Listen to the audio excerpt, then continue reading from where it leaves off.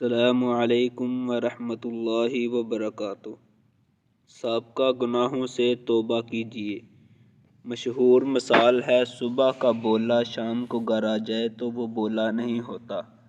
پچھلے 11 مہینوں میں ہم نے جو کچھ کیا، مالک الملک کی اس شفقت کو دیکھ کر اگر ہم اس کی طرف رجوع کر لیں تو اللہ مالک کا دروازہ ہمیں کھلا ملے گا، بلکہ اس کا تو اعلان عام ہے، قُلْ يَا عِبَادِيَ الَّذِينَ أَسْرَفُوا عَلَىٰ أَنفُسِهِمْ لَا تَقْنَطُوا مِن رَّحْمَةِ اللَّهِ إِنَّ اللَّهَ يَغْفِرُ الذُّنُوبَ جَمِيعًا إِنَّهُ هُوَ الْغَفُورُ الرَّحِيمُ، جس کا مفہوم ہے، کہہ دیجئے اے میرے بندو جنہوں نے اپنی جانوں پر زیادتی کی ہے، تم اللہ کی رحمت سے نا امید نہ ہو جاؤ، یقیناً اللہ تعالیٰ سارے گناہوں کو بخشش دیتا ہے، بلا شبہ وہ بہت بخشنے والا، بہت رحم کرنے والا ہے۔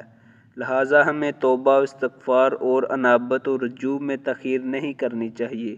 رمضان کی آمد سے قبل اپنے گناہوں سے پاک و صاف ہو جانا ہی اس کا صحیح استقبال ہے۔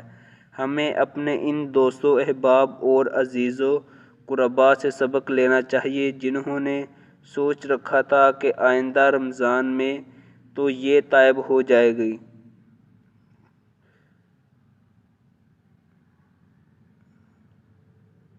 آئندہ رمضان میں توبہ و تائب ہو جائیں گے، مگر قبل اس کے کہ وہ رمضان کا نیا چاند دیکھتے، ہم نے اپنے ہاتھوں سے انہیں سپرد خاک کر دیا۔ لہٰذا ہمیں پہلی فرصت میں توبہ کرنی چاہیے، پھر جب رمضان آ جائے تو جی بھر کے جنت حاصل کرنے کی کوشش کرنی چاہیے۔ اللہ تعالیٰ عمل کی توفیق عطا فرمائے۔